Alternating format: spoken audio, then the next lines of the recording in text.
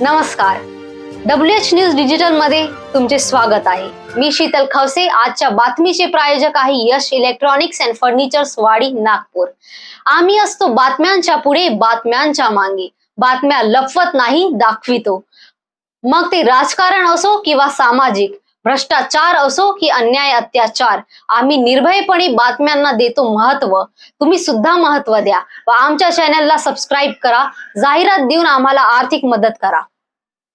बघूया आजची विशेष बातमी।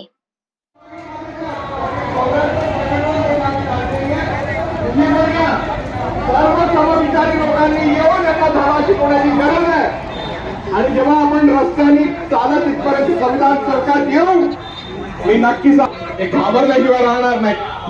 आणि जेव्हा आणि इथे एक लक्षात घ्या, यांना अजिबात फिकीर नाहीये। म्हणजे स्त्रियांबद्दल काय आहे तर तुम्ही मणिपूरचा घटना तुम्हाला माहिती आहे, ठेवा। यांचं धर्म राज्य वगैरे नाही, माझ्या संविधानाचंच राज्य राहील, नाही तर हे चालतील आपल्याला। सतीजावर जायला यांनी, हाथरस नावावर जायला, त्या बलात्कारी बिल्किस बानो माझ्या बहिणीवर बलात्कारांचा देखील सत्कार केला यांनी। त्यांना स्त्रियांची बिलकुल इज्जत करता येत नाही, यांना स्त्रियांच्या मेहनतीचा भान नाहीये, स्त्रियांना शूद्र म्हणून राहतात। आपण एकत्र होऊन यांना धडा शिकवला पाहिजे अशी माझी इच्छा आहे।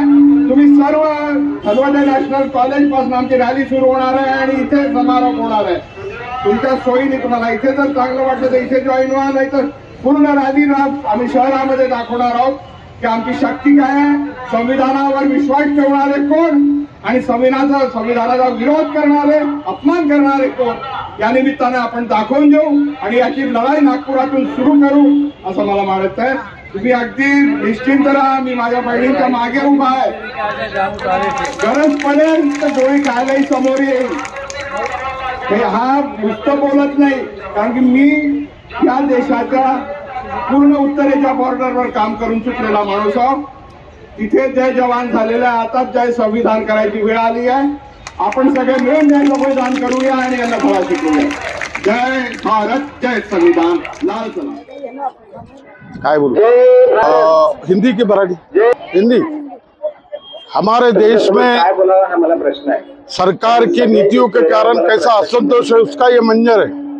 हमारी आंगनवाड़ी सेविका पिछले 4 दिसंबर से संप पर है, आज उनका 51वां दिवस है। और महाराष्ट्र की सरकार द्रुत गति महामार्ग जो वित्तीय पूंजी से बनते हैं उसमें कमीशन कमाने में लगी और इधर कहती है कि हमारे पास पैसा नहीं। तो ये महाराष्ट्र सरकार की दुर्दशा इसलिए 5 लाख के ऊपर और ड्रॉप उनका हो गया है बनकर, तो वो 5 लाख रुपए के ऊपर और ड्रॉप हो गया है। और ऐसी हालत में एकनाथ शिंदे के सामने जरांगे पाटिल का आह्वान है। तो सवाल ऐसा है कि ये आंगनवाड़ी सेविका 1975 से 100 रुपए मानधन थे, हर साल लड़ के इनको ये मानधन बढ़ा के आगे वो 10,000 पर है, मदद इसको सिर्फ 5,000 है। अब यार ये ब्याज तो खत्म करनी पड़ेगी, इसलिए किमान वेतन सुप्रीम कोर्ट ने बोला इनको ग्रेजुएटी देना चाहिए, पेंशन लागू करना चाहिए और गोवा, पांडिचेरी, केरल में इनको शासकीय दर्जा है, तो महाराष्ट्र में क्यों नहीं? ये इनका संप एक संवैधानिक न्यायोचित मांगों के लिए सरकार को ये करना होगा। यह आंदोलन के पीछे संयुक्त किसान मोर्चा और कामगार संगठन संयुक्त कृति समिति आ चुके, आज सब नेता मैदान में आए हैं, हम इनका समर्थन कर रहे हैं। सरकार अगर इससे बाध्य नहीं होगी, एक बड़ा असंतोष का मंजर, क्योंकि आने वाले 16 को पूरी देशव्यापी हड़ताल होने जा रही है, ग्रामीण भारत बंद होने जा रहा है, 26 जनवरी को ट्रैक्टर मार्च निकल रहे हैं, 13 अप्रैल को देश का किसान फिर दिल्ली की ओर कुछ कर रहा है। तो सरकार ये समझ ले 224 से सादा सुदा साल नहीं, तुम राम के नाम पर नशे में आ सकते एक दिन, पर राम के नाम पर अब सत्ता में नहीं आ सकते। ये चित्र है, हमारी सब बहनें हमारी ये लड़ाई में है और हम सब मिलके मोदी को पछाड़ेंगे और संवैधानिक अधिकार इनको दिला के रहेंगे। 16 अप्रैल को चुनाव की घोषणा हो गई है, तो 13 अप्रैल को कैसे पहुंच जाएंगे दिल्ली आप? भाई 16 फरवरी को 16 अप्रैल को चुनाव की घोषणा आपके दावे के साथ बताता हूँ कि वो मार्च के पहले हफ्ते में होगी। हो गई, आ गया है, उसका नोटिफिकेशन आ गया है। 16 अप्रैल को देश में लोकसभा के चुनाव है। अरे वो जो पत्र आया है वो उनका सैंपल पत्र है कि उसकी व्यवस्था कैसे कैसे करना पड़ेगा। अभी घोषणा नहीं हुई, हो नहीं सकती। ये फरवरी के एंडिंग में या मार्च के पहले हफ्ते में होते। काय सांगाल आंदोलनाबद्दल? आज आमच्या आंदोलनाचा 51वा दिवस आहे। माझं नाव उषा चारबे, विदर्भ राज्य सेक्रेटरी, जिल्हा संघटन सचिव। आज 51वा दिवस आहे। गेल्या 4 तारखेपासून आम्ही बेमुदत संपावर अंगणवाडी कर्मचारी आहोत। आमच्या मूळ मागण्या 4 घेऊन मिनिमम वेतन 26,000 वेतन हे अंगणवाडी कर्मचाऱ्यांना मिळालं पाहिजे, सोबतच 20,000 मानधन वेतन हे मदतनीसांना मिळालं पाहिजे। ग्रॅज्युएटी आमचा सुप्रीम कोर्टाने निर्णय मान्य केलेला आहे, तर निर्णय त्यांनी अंमलबजावणी करायला पाहिजे। आणि आमचा तो महिन्याचा जो आधार आहे, मिळणारा महिन्याचा पगार, याचा पेन्शन आम्हाला अर्धा महिन्याचा मिळणारा पगार अर्ध मिळालं पाहिजे, हे पेन्शन आहे। आणि याची फाईल अजितदादा पवार यांच्याकडे गेलेली आहे, तर त्यांनी लवकरात लवकर याच्यावर सही करावी आणि पेन्शनचा GR आम्हाला लिखित स्वरूपात द्यावा। आज आमची कॅबिनेटची बैठक आहे। या कॅबिनेटच्या बैठकीमध्ये त्यांनी आशा कर्मचारी सोबतच आमच्या अंगणवाडी कर्मचाऱ्यांच्या वेतन वाढीबद्दल विचाराधीन करण्याचे त्यांनी आश्वासन दिलेलं आहे। लिखित रुबेल अग्रवाल या आयुक्त मॅडम यांच्या पत्रामध्ये लिखित आहे, तर त्यांनी आजच्या कॅबिनेटमध्ये हे मागण्या मान्य कराव्यात आणि आम्हाला किमान वेतन हे देण्यात यावं। तो शासनाकडे आमचा मोबाईल वापस केलेला आहे। आम्ही त्यांना डिजिटल इंडिया जर घडवायचं असेल आणि चांगलं काम अंगणवाडीचं करायचं असेल तर आम्हाला मोबाईल देण्यात यावा। आज 51व्या दिवशी आम्ही हायटेक म्हणून संविधान चौक येथे अंगणवाडी भरविली आणि अंगणवाडी भरताना आम्ही शासनाला सांगत आहोत की आम्ही जरी संपत असलो तरी आमच्या लाभार्थ्यांना वगळून आम्ही काम करत नाही। गरोदर माता, स्तनदा माता आणि पालक सभा आम्ही इथे आयोजित केली आणि त्यासोबतच मुलांचा वर्ग इथे आम्ही घेतलेला आहे। आणि या मुलांच्या वर्गामध्ये आम्ही सांगत आहे की मुलांना चांगल्या पद्धतीचं शिक्षण आणि चांगला शिक्षणाचा दर्जा वाढावा, याकडे अंगणवाडी सेविका संपत जरी असली तरी आपल्या मुलांना चांगल्या शिक्षणाचा दर्जा देण्यात यावा, यासाठी आम्ही सक्रिय आहोत। आणि शासनाने याच्यावर गंभीर्याने विचार करावा। जर आता त्यांनी आमचं मागण्या पूर्ण केल्या नाही तर आता येणाऱ्या लोकसभा विधानसभा निवडणुकीमध्ये आम्ही सर्व अंगणवाडी कर्मचारी इलेक्शनवर बहिष्कार टाकू आणि या शासनाला आम्ही निषेध करतोय की एवढे दिवस आपल्याला महिलांचं शोषण करीत आहे आणि आज 51 दिवस सुरूच आहे की अजूनही त्यांनी आमची दखल घेतलेली नाही। त्यांनी दखल घ्यावी, अन्यथा आम्ही इलेक्शनवर आम्ही बहिष्कार टाकणार आहोत आणि कुठल्याही व्यक्ती आमची इलेक्शन करणार नाही, काम पण करणार नाही। एवढंच मी इथे बोलू शकते आणि आमच्या मागण्या त्यांनी पूर्ण कराव्यात। जय हिंद। सभी पदाधिकारी, हमारे सामने बैठी सभी महिला कर्मचारियों और मंच पे हमारे साथ संयुक्त कृषि समिति के सभी वरिष्ठ साथी, मैंने अभी वहाँ हम लोगों ने आपकी समस्याओं पे बात की। आपने सीटों की तरफ से भी यहाँ धरना आयोजित किया है, आपका संघर्ष चालू है, आपके डिमांड्स के बारे में मुझे मालूम है और इतने दिनों से आप संघर्ष कर रहे हैं, लेकिन जैसा परिणाम महाराष्ट्र शासन से या केंद्र शासन से मिलना चाहिए वो नहीं मिल रही है। मैं एक कोयला मजदूर हूँ, बहुत साल मजदूरी की, इंटेक चलाया।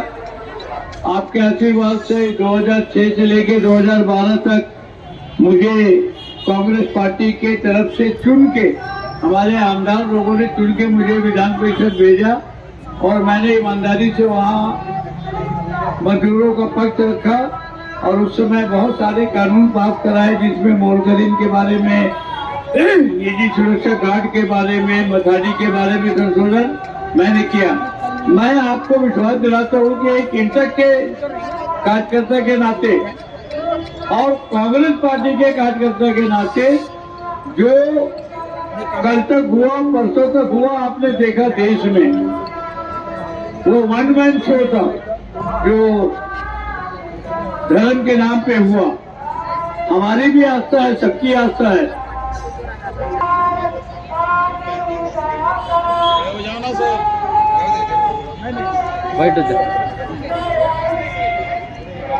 आपने देखा, लेकिन मैं एक कार्यकर्ता के नाते मैं कोशिश कर रहा हूँ कि राष्ट्रीय स्तर पे जितने भी ट्रेड यूनियन है, संगठन है, एसोसिएशन है कर्मचारियों के, संगठित क्षेत्र के या असंगठित क्षेत्र के सभी ने मिलके, और जो संयुक्त किसान मोर्चा है इन्होंने बहुत लंबा आंदोलन किया, उनके संयुक्त आह्वान से 16 फरवरी को एक दिन का स्ट्राइक है। पूरे देश में भारत बंद है और ग्रामीण भी बंद है।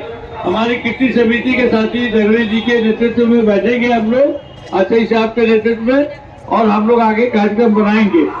तो मैं कोशिश कर रहा हूं कि जो हमारे सेंट्रल ट्रेड यूनियन का जो मांग पत्र है उसमें सबसे पहला मांग हमारे आंगनवाड़ी की जो वर्कर्स है, उनकी सहायक है, जो आशा वर्कर्स है, वो होनी चाहिए।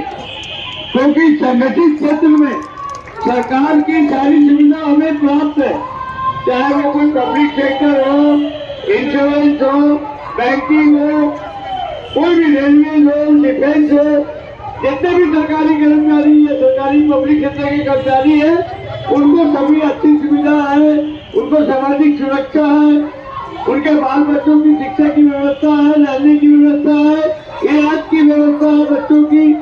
लेकिन जो हमारी लाखों की संख्या में महाराष्ट्र में और पूरे देश में आंगनबाड़ी वर्कर है, हमारे जो आशा वर्कर है और जो महिला कर्मचारी है, उनका कोई सुनने वाला नहीं, न पगार ठीक से मिलता है, न उनको कोई परमानेंट नौकरी है उनको सरकारी कर्मचारी नहीं समझते, उनको कोई सामाजिक सुरक्षा नहीं है। तो मैं कोशिश कर रहा हूँ कि हमारे स्टेट के फ्रंट में भी ये डिमांड ऑल इंडिया पे जाना चाहिए और बहुत प्रथम श्रेणी में जाना चाहिए, ताकि इससे बड़ी डिमांड हमारे लिए और कुछ हो नहीं सकती है असंगठित क्षेत्र के लिए। दूसरा मैं कोशिश कर रहा हूँ कि साथियों, आपको मालूम है कि पॉलिटिकल दृष्टि से भी देश के सभी विरोधी पक्ष एक हो रहे हैं और इंडिया गठबंधन के नाम से वो मोदी सरकार का, बीजेपी का मुकाबला करने की तैयारी कर रहे हैं। मैं क्योंकि कांग्रेस का एक कार्यकर्ता हूँ, मैंने आपके डिमांड की पूरी जानकारी ली है। मैंने गूगल से सर्च करके बहुत सारे उसके हिस्ट्री निकाली है और मैं ये कागजात हमारे जो मैनिफेस्टो कमेटी बनी है कांग्रेस की या इंडिया गठबंधन की जो आगे बनाएंगे मांग कि हम मोदी सरकार का मुकाबला कौन से ग्राउंड पे करना चाहते हैं। मैं चाहता हूं कि उसमें इंडिया गठबंधन को ये कमिटमेंट देना पड़ेगा देश के इन कर्मचारियों को कि अगर हमारी इंडिया की सरकार बनेगी, अगर मोदी सरकार का पराजय होगा तो हम सरकार में आने के बाद हमारी जो ये लाखों महिलाएं कर्मचारी है, इनको सरकारी कर्मचारी का दर्जा दिया जाएगा। ये कमिटमेंट करना ही पड़ेगा। मैं इसके लिए पूरा दबाव बना रहा हूँ और मैं इसकी लिखा पढ़ी कर रहा हूँ कि आप इसको घोषणा कीजिए। हम मोदी को हराने की बात करेंगे, लेकिन उन्होंने बहुत शोषण किया मजदूरों का 10 साल में। लेकिन आगे अगर हमारी विकल्प की सरकार आती है इंडिया से गठबंधन की, जिसकी उम्मीद है, आप ये परसों के धार्मिक उन्माद में मत जाना, ये वन मैन शो है।